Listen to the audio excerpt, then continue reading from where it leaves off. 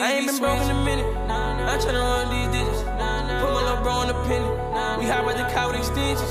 These niggas be pistols, they switching. Playing with bro, then you go on the mission. Me and my niggas, we all on the mission. Focus on money, ain't worried about bitches. Yo, what is going on, y'all? It's your boy VeLL, and we're back with another Mobile Legends video. In this one, there is a very, very, very good conversation that's taking place right here between Wolf and Mirko. And I think that it's a conversation that needs to be had because I feel like Pheww is probably one of those players that is definitely underrated. And I don't think he's underrated. I think he gets the respect, but even with the respect that he gets, is it enough? Because he is a rare breed, and they're gonna explain some things that makes you really sit here and think like, yo, this guy really is here about the love of the competition. He really, and also we know that throughout the game, Marco actually said it was Pheww's call that told them to end the game versus Onyx. He was the one who noticed the map. He was the one who called it out. He's sharp. He's sharp. He was the one shot calling that led to that win versus Onyx.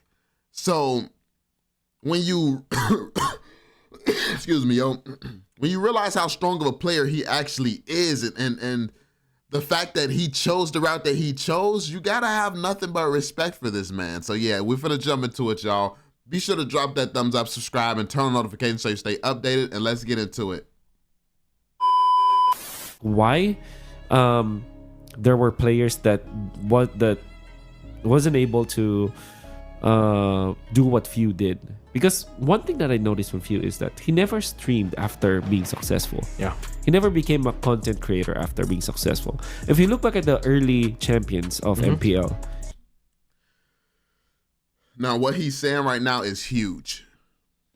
What he's saying right now is huge because that means he had the option to choose making more money, generating more money, using his fame to make a lot of money. And he said, no, he's not going to make that decision. A lot of people did make that decision. A lot of people chose the money. A lot of the competitors chose the money and fame.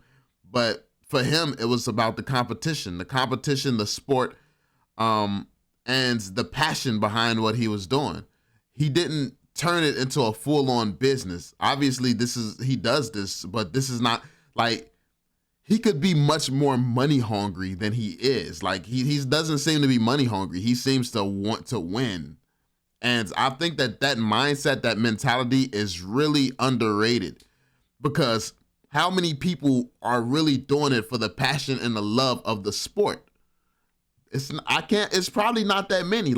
Respect to Kyrie, but even Kyrie said that he's an endo for the money. So you look at some of the best players who's doing it, they're doing it for the money. This is one of the rare exceptions. So gotta give some respect for that, man. The thing that I noticed from Pheww is that he never streamed after being successful. Yeah. He never became a content creator after being successful. If you look back at the early champions of MPL, instantly they turn into content creators. Yeah. It's the easiest way, right? You get the fame and then you transition. You transition, which I understand because they earn a lot from that. I gotta say, they earn tenfold compared to their playing days because players don't get paid that much even before. Right now, maybe you can argue that, but if you're looking at Onyx, if you're looking at Pheww, he never really transitioned into a content creator. That's why his longevity is there. I believe that in Indonesia, everybody turned. After M1, everybody turned into content creator. Yeah, they did. I can't blame them because honestly, if I were in their spot, I would probably do the same, right? I mean, it's all about the money, to be honest, especially when they want to start families. For sure. You have to look at the money. So again, no hate to any of the people who are tired, for sure. It's just an opinion of mine, that it's really hard to find the people who are really just hungry to play because I think it's fine. Content creation, it's fine. Because even now, Kyrie, Sans, just the Onyx team, they've been streaming for a while now. They've been streaming on their downtime. They'd be streaming. That's true. One thing that I do want to mention is that I have a lot of respect for Pheww and his route. And I know I've spoken on the business and how it's important. Content is important for the competitive side of things. But I also don't believe that the content should solely be the responsibility of the pros, of the competitors. I think that you need to hire a cameraman to follow the pros around. You need to hire a cameraman that's going to be around getting the footage. The pros should not have to focus on content. They should focus on playing the game and competing. And then there should be content people there focused on making content out of the pros. That should be a part of being a pro, like getting used to cameras on you, getting used to people vlogging you and stuff like that, even without you necessarily doing anything. So you're not waking up every day trying to be a content creator. You're waking up just being yourself, but you waking up being yourself is content. That is when you really maximize the business aspect of things, because that's what's missing, like in a lot of teams, like the business mindset surrounding it. But I think that the players should, if they want to be content creators, obviously they could, because some pros can pull it off. I used in my video an example of Nadeshot being the first one to do it. He was a streamer, he was a YouTuber, and he was a top level pro, literally on the top team. So for him to be able to pull off all of it, he's a rare exception. But I'm not mad at any pro who just want to focus on being a pro, but that's where the organization actually has to pick up the slack. They have to pick up, this person don't want to be a content creator. So you have to figure out how to make them content, because the content is still needed. So yeah, I love the mindset, but this is what I meant when I said that it's the organization's job to, make the decisions based on what the player wants. If the player doesn't want to be a content creator, cool, perfectly fine. Now you have to figure out how to make that player content. Hire a cameraman, have the cameraman follow the player around, and like. But they are able to keep proper hours, you know? And they don't get distracted by the stream. The stream is just there, like, they want to play games, they want to stream, they want to get extra money. I don't think anybody can like stop them from doing that, right? As long as it doesn't really affect them in training, in practice, they don't think about it much. They got to think about it as like a bonus. Yeah. But there was a time where all the old guards were streaming in the afternoon, which is typically your screen time. Yeah. To be fair, like, screaming is not that prevalent before. I think that right now it's more established, but you gotta see, like, some successful players, they just stop at being champions. Being a champion is already okay for them. Now it's time to make money. But the difference between like other players, like Pheww, for example. I'm not crying, guys. I'm just trying to hold in my cough. The difference with Pheww is he just focused on winning. And money, he feels like maybe money will just come after, will just follow. That's a good way, I think, because like, I think that that's a great mindset to have, but this is why it's important to look out for your players as a team as well, because money don't just come after sometimes. So he can have that mindset, and that's perfectly fine. I love that mindset. But you have to really make sure as an organization you look out for players like that, because you have to make sure he's doing the right things with his money. You need to have a financial advisor. You need to have somebody telling him how to invest, where to put his money, how to really build on the money that he currently has. And then you should have him a YouTube channel set up where maybe you keep a percentage of the earnings, where he doesn't have to post any content, or maybe he has to, you designate an hour. Okay, we're going to interview you right here for an hour, and then we're going to use this to post content on your YouTube channel, where you set up and you make him extra money. So that way, when he decides to retire, the organization is helping him retire.